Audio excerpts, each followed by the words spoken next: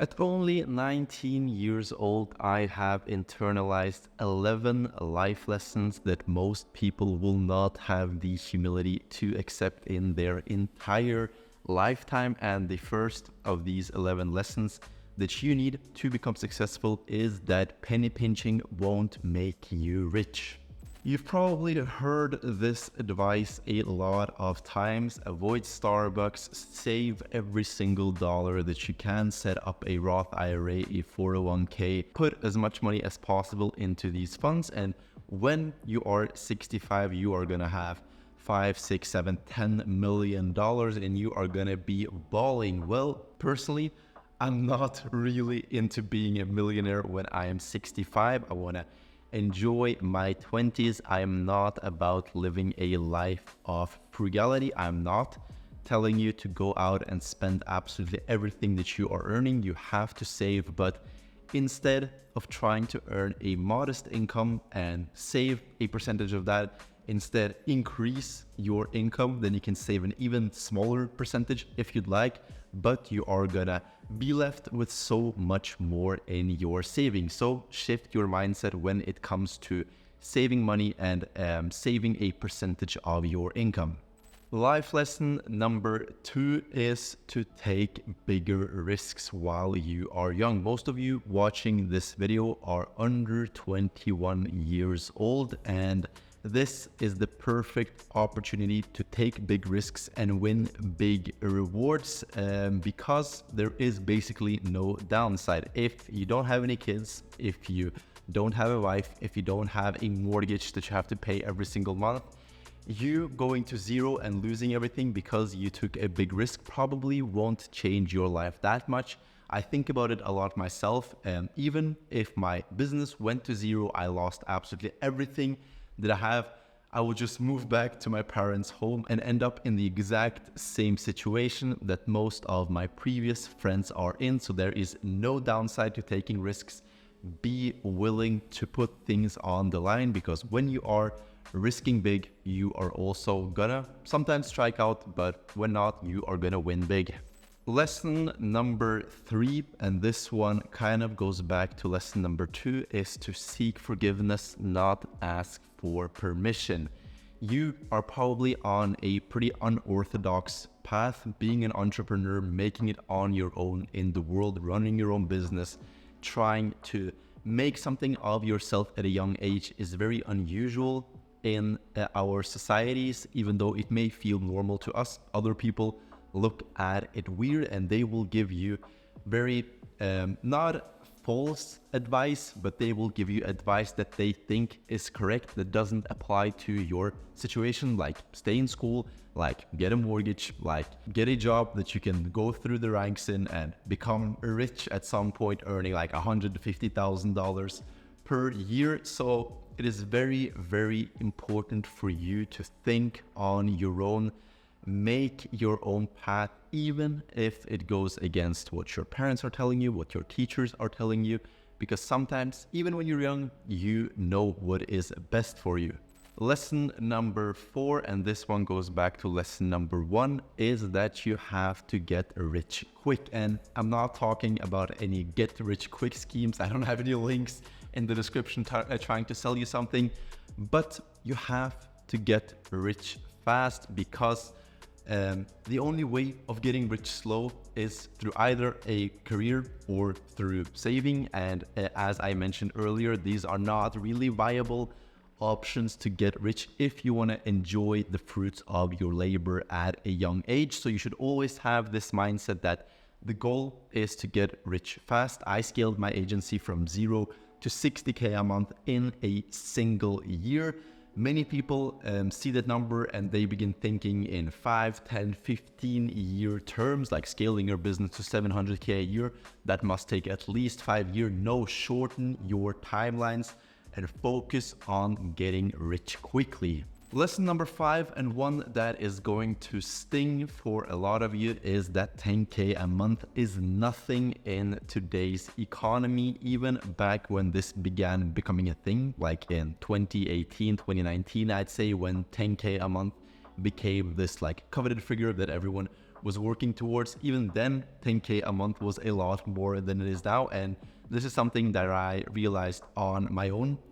When I began making 10K a month, I had these like grand ideas that I'm going to be living this way. I'm going to be spending this much on this much. I'm going to be buying these things. And then I got to 10K and I realized that it's not even enough to really travel around the world, because if you want to get some plane tickets to one destination, that's like 1.5K. Then you pay like $200-300 a day for a villa like this. And then suddenly you don't have any money left and you're making 10K a month, which is this like huge figure. So be prepared that yes, 10K a month is a good goal to start with, because once you get past that, you kind of already know what you're doing and it's a lot easier to scale to those bigger numbers.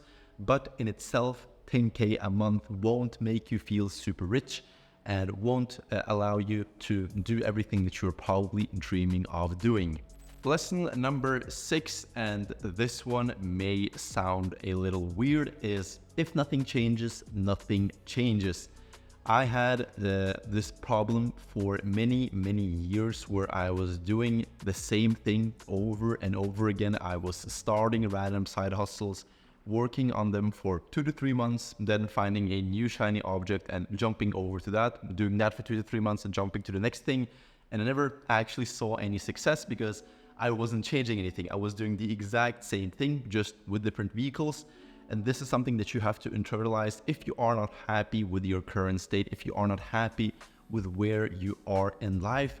Doing more of what you are already doing is not gonna take you anywhere else except where you already are. So make sure that if you have a desire to change your life, that your actions also reflect that, and that you actually change what you are doing and providing the world in order to reach your goals. Lesson number 7, and it may sound like I am trying to sell you something here, but again, I'm not. And that is, never think twice about investing in yourself. I did some math. In the last 6 months, me and my business partner have spent around $30,000 investing in ourselves, buying courses, buying books, buying mentorships, which have been huge, just like one-on-one time with people who are ahead of us on certain aspects of running an agency. And it has had the craziest ROI ever. Every time we spend a lot of money on coaching, we see huge growth in the coming 1 to 2 months. Of course, it's not an immediate growth. It's not like you spent $2,000 one day and the next day you sign 4K worth of clients.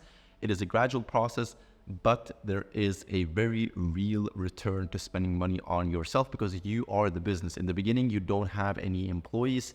You are just a glorified freelancer, and if you are able to provide a better service, you will get paid more. So the lesson is, never think twice about investing in yourself. Lesson number 8, and one that I was struggling with internalizing for a long time, is that you have to look presentable, because appearance matters. For a very long time, I had this mindset that I'm gonna do whatever I wanna do. I'm gonna dress in whatever I wanna dress. I was wearing sweatpants and like hoodies to school just because I thought it was comfortable. And as I said, like, nobody's gonna tell me what I have to wear, and no, nobody is gonna tell you what to wear. But if you are trying to make it in a world full of people, you have to look presentable to those people, because people are very emotional beings. They judge you in a fraction of a second when you meet them. And if you don't look presentable, you already are at a disadvantage when meeting new people. So make sure that you have some good clothes. Make sure that you are well groomed, you smell good, because appearance really does matter. Lesson number 9, and one that a lot of people reject immediately when I talk to them about it, is that feeling that you deserve more is actually a good feeling.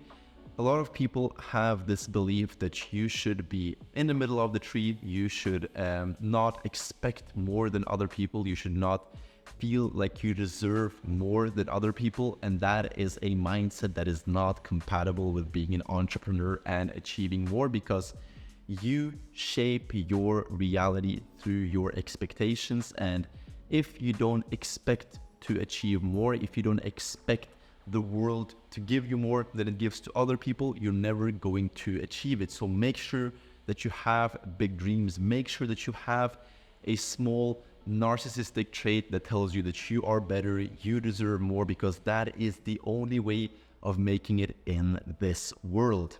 Lesson number 10 is that feeling comfortable is a feeling that you should avoid as much as possible. Feeling uncomfortable is an amazing sign and a sign of growth, because if you are comfortable, and that doesn't matter if it's in the gym, at home, with your girlfriend, in your business, whatever, it means that you are operating at a level where you are not growing. And if you are not growing, you are dying. Maintenance is a myth. There is no such thing as maintaining.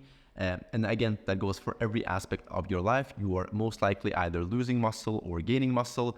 Your business is either growing or dying. So small tangent, but point is that if you are feeling uncomfortable, that is a feeling that you should embrace and try to feel more of it, because you are challenging yourself, you are growing, you are learning new things. And once you become comfortable, alarm bells should begin ringing in your head, because something is going wrong. You are not growing the way you used to before. So being uncomfortable is a feeling that you should strive for, not shy away from. Lastly, the 11th lesson, and one that I still struggle with to this day, is to practice being honest with myself. So your mind is always out to boost your ego. I can use cold plunges as an example. So I began doing cold plunges this year. I had my cold plunge in March, I'd say, and since then I've been doing them fairly regularly.